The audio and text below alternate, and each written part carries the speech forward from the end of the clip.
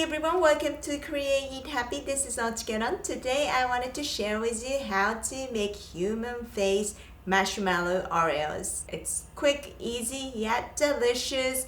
My kids love marshmallows and Oreos, so we decided to combine them together. I asked my daughter to draw eyes and mouths just to make ghost faces. Then she put hair braids so they looked like human faces. They happen to turn out really creepy. I hope you like this idea and I hope you can try it out. Here are the ingredients.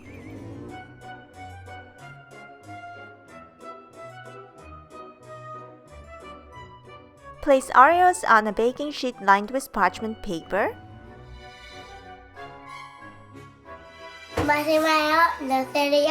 Place marshmallows on top of Oreos. Melt the marshmallows in the oven or toaster oven for a minute, just until the bottoms melt and stick together.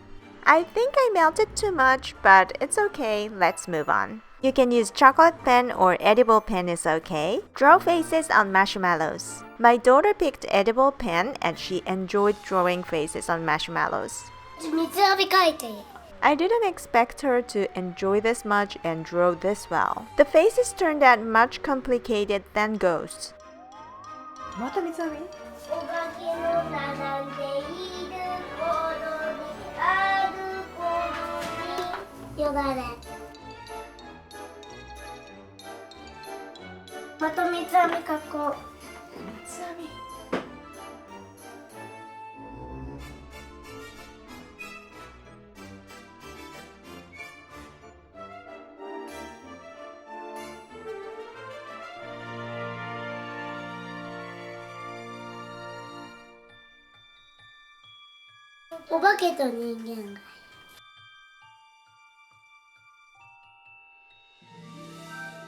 And now it's done!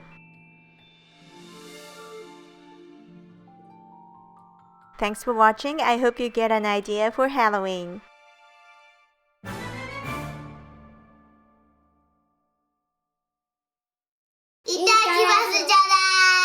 なんでだってもったいないもん。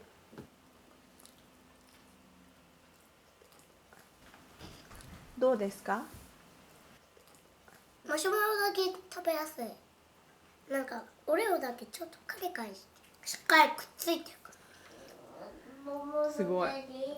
これ伸びるね。納豆みたい。チャンネル登録お願いします。ゲットボタン押してね。バイバイ。